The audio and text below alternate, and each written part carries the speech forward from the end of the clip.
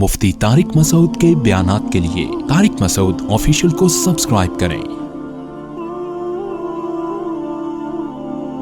طارق مسعود official.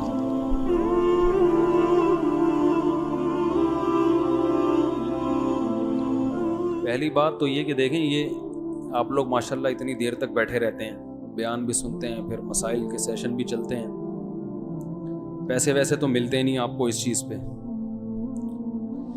University میں تو لوگ علم حاصل کرتے ہیں کہ ڈگری ملے گی، پھر اچھی جاب ملے گی، پھر پیسے ملیں گے۔ تو اس لیے جہاں بہت سی مایوسی کی چیزیں ہیں تو وہاں آپ جیسے لوگوں کو دیکھ کر امید بھی ہوتی ہے کہ الحمدللہ دین کے لیے کتنا ٹائم لوگ آج بھی نکالتے ہیں۔ یوٹیوب پہ بھی بہت سے سنتے ہیں، فیس بک پہ بھی ایک ڈیڑھ گھنٹے کے بیانات سن رہے ہوتے ہیں بیٹھ کے۔ تو یہ امید کی چیز بھی ہے۔ حدیث میں آتا ہے کہ ایمان جو ہے نا امید اور خوف کے درمیان میں ہے۔ وہ تو آخرت کے بارے میں کہ انسان اللہ سے امیدیں بھی لگائے اور ساتھ ساتھ اپنے اعمال سے ڈرتا بھی رہے۔ لیکن اس سے پتہ چلتا ہے کہ حقیقت میں کامیابی اسی وقت ہوتی ہے جب امید اور خوف دونوں ساتھ ساتھ چلیں۔ تو ہم ایک طرف بے دینی پھیلتی بھی دیکھ رہے ہیں، بے حیائی کس قدر تیزی سے پھیل رہی ہے۔ لمس یونیورسٹی کے کوئی پروفیسر 2-4 دن پہلے آئے، بتانے لگے کہ اللہ کا انکار سکھایا جا رہا ہے یونیورسٹیوں میں، اور یہ جو علم یونیورسٹیوں میں سکھایا جا رہا ہے نا، یہ تکبر پیدا کر رہا ہے۔ پہلے علم سیکھتے تھے تو تواضع پیدا ہوتی تھی، اب علم سے کیا ہو رہا ہے؟ تکبر۔ کیونکہ جس ماحول میں علم سکھایا جا رہا ہے وہ ماحول ان لوگوں کا پیدا کرتا ہے جو خدا کو نہیں مانتے، لہذا اس علم سے انسان میں بدتمیزی، بے ادبی۔ آج ایک صاحب مجھے کہنے لگے کہ مفتی صاحب، بچے جتنا ایجوکیشن میں آگے جا رہے ہیں اتنا ہی بدتمیز بنتے جا رہے ہیں، بڑوں کا ادب ان سے نکل گیا ہے۔ تو میں نے کہا بڑوں کا ادب تو دور کی بات، اللہ کا تصور ہی نکل گیا ہے۔ تو یونیورسٹیوں میں جو ہے نا،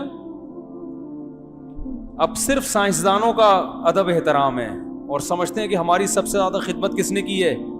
سائنسدان، کیونکہ صبح و شام وہی۔ تو علماء کو تو بالکل اپنی فہرست سے نکال دیا کہ مولوی کیا ہمیں گائیڈ کریں گے، یہ مولانا کیا، ان کو کیا پتا آئنسٹائن کا، ان کو کیا پتا ڈارون کی تھیوری کا، ان کو کیا پتا وہ ایڈیسن، اور تو ان مولویوں کو کیا پتا۔ تو یہ علم کیا سکھا رہا ہے؟ تکبر۔ قرآن جب آپ پڑھتے ہیں تو آپ کو آپ کی اوقات دکھاتا ہے قرآن، اس لیے اس علم کے ساتھ قرآن کا پڑھنا ضروری۔ قرآن کہتا ہے وَمَا أُوتِيتُم مِّنَ الْعِلْمِ إِلَّا قَلِيلًا، تمہیں جو علم دیا گیا ہے نا وہ بہت ہی تھوڑا ہے، کچھ بھی نہیں پتا تمہیں۔ جتنا علم حقیقت میں ہے وہ اس کا کروڑواں حصہ بھی اللہ نے انسانوں کو نہیں دیا۔ تم میں جہالت زیادہ ہے، معلومات کم ہے، نالج تمہارے پاس کم ہے۔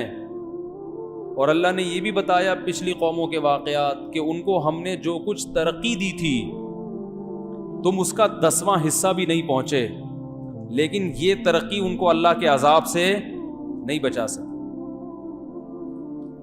دیکھو نا کتنی ترقی ہو رہی ہے، کرونا نے کتنی پوری دنیا کو تباہ کر دیا، جہازوں کی کمپنیاں بیٹھ گئیں، اربوں ڈالروں کا نقصان ہو گیا، حکومتیں پریشان ہو گئیں، ایک چھوٹا سا وائرس اللہ نے چھوڑا ہے۔ تو ہمارے یونیورسٹیوں کے لوگ ان حقائق سے نظریں چرا رہے ہیں، اور تکبر، خدا ہے کہاں، نظر کیوں نہیں آتا۔ تو ڈرو اللہ کی اس آگ سے جو اللہ نے نافرمانوں کے لیے تیار کر کے رکھی ہے۔ قیامت کے دن، موت کے بعد جو زندگی ہے اس میں سب سے پہلا سوال اللہ اپنے بارے میں کرے گا، سائنسدانوں کے بارے میں نہیں کرے گا۔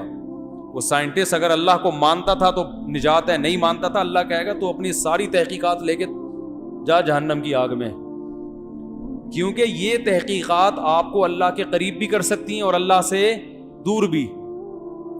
قرآن میں بھی تو ان مادی چیزوں کا بیان ہے، مکھی اور مچھر کا بھی بیان، دودھ کا بھی بیان، شہد کا بھی بیان، اور اللہ نے اس میں تحقیق کا حکم دیا۔ لیکن جب آپ قرآن کے نقطۂ نظر سے ان چیزوں پہ تحقیق کرو گے تو یہ شہد آپ کو اللہ کے قریب کر دے گا۔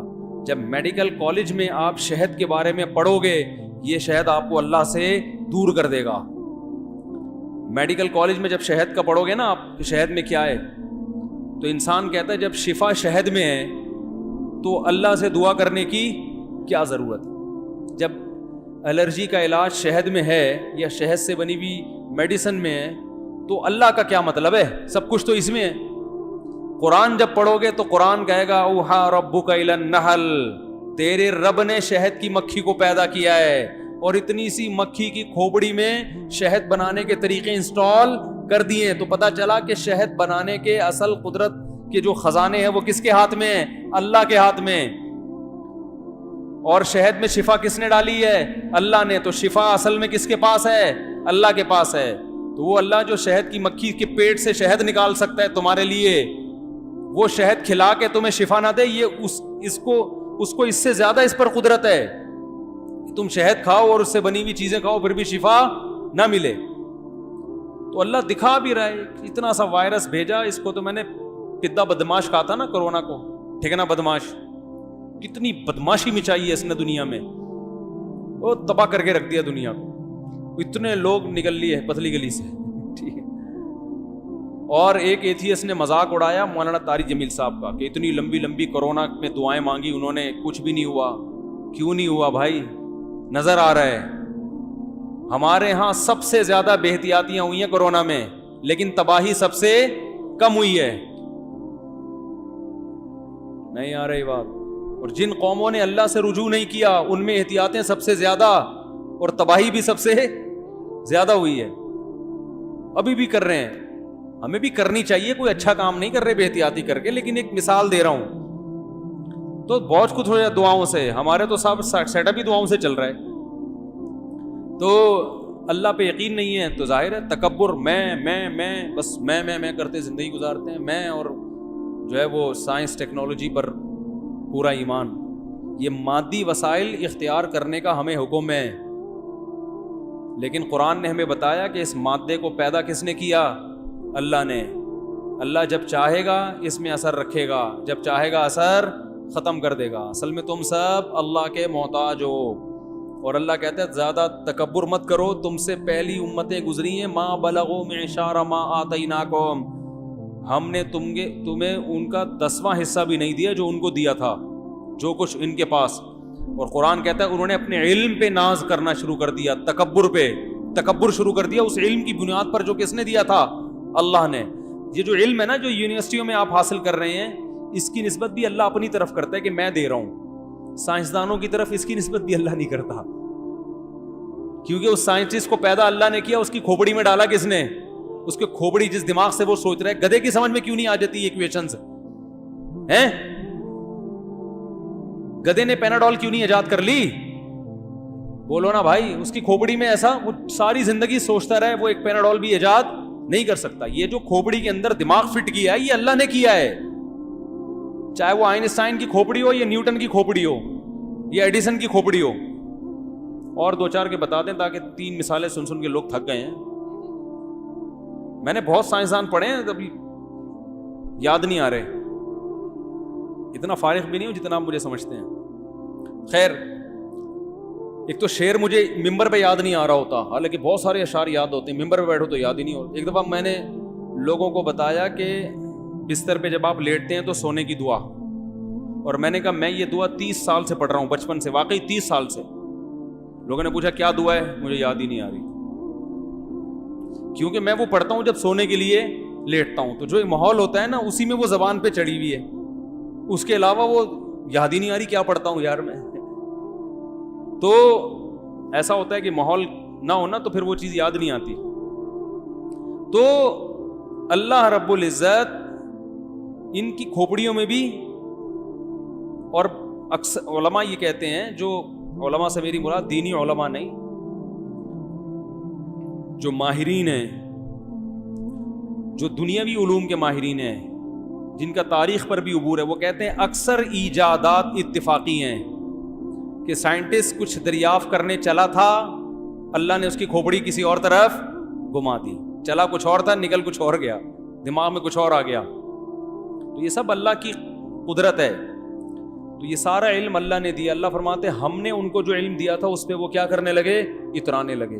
بنانے والے کا انکار کرنا شروع کر دیتے ہیں کہ ابے کہاں ہے خدا، دکھاؤ.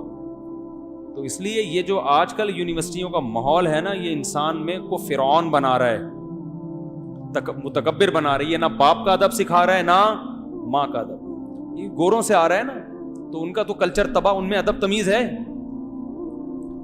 پلیز تو وہ ہر ایک کے ساتھ ہی لگا دیتے ہیں. وہ تو پولیس والا بھی آپ کو گرفتار کرنے آئے گا تو کہے گا پلیز یہ ہتھکڑی پہن لیں آپ. یہ والی پلیز کا اعتبار نہیں ہے. وہ تو چور کو بھی پلیز، وہ پھانسی کے پھندے بھی لٹکاتے ہیں پلیز گو اہیڈ.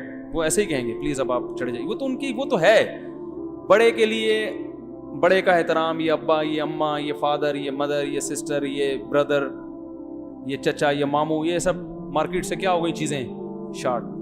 تو ہمارا بھی یہی حشر کر رہے ہیں وہ لوگ. یونیورسٹی میں یہی ہو رہا ہے. لوگ اتنے پریشان ہیں، میری بیٹی باقی ہے، میرا بیٹا نہیں سنتا، پڑھ رہا ماشاءاللہ بڑی زبردست یونیورسٹی میں. میں نے کہا ظاہر ہے آپ نے اس کو ایسا علم دیا ہے کہ جس علم میں تکبر ساتھ ساتھ ہے. اسی وجہ سے ہم کہتے ہیں دیندار لوگوں کو چاہیے کہ اسکول بنائیں، یونیورسٹیاں بنائیں، یہی علم ہو، ماحول اسلامی ہو، تاکہ یہ علم ان کو اللہ کے قریب لے کے جائے. قرآن کہتا ہے نا، دیکھو علم اللہ کے قریب ہی لاتا ہے، لیکن جب غلط ہاتھوں میں آئے گا نا علم تو وہ اللہ سے دور کرے گا. قرآن کیا کہتا ہے؟ یضل بہ کثیرا ویہدی بہ کثیرا. اللہ قرآن کے ذریعے بہت سو کو ہدایت دیتے ہیں، بہت سو کو قرآن ہی کے ذریعے گمراہ کر دیتے ہیں.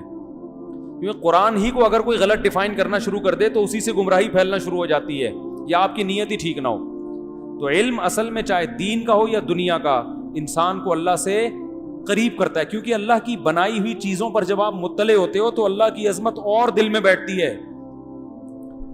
لیکن وہ علم آپ کو ایسا پروفیسر بتا رہا ہے جو خود باغی ہے اللہ کا، اس علم سے آپ کو وہ اللہ سے دور کر دے گا.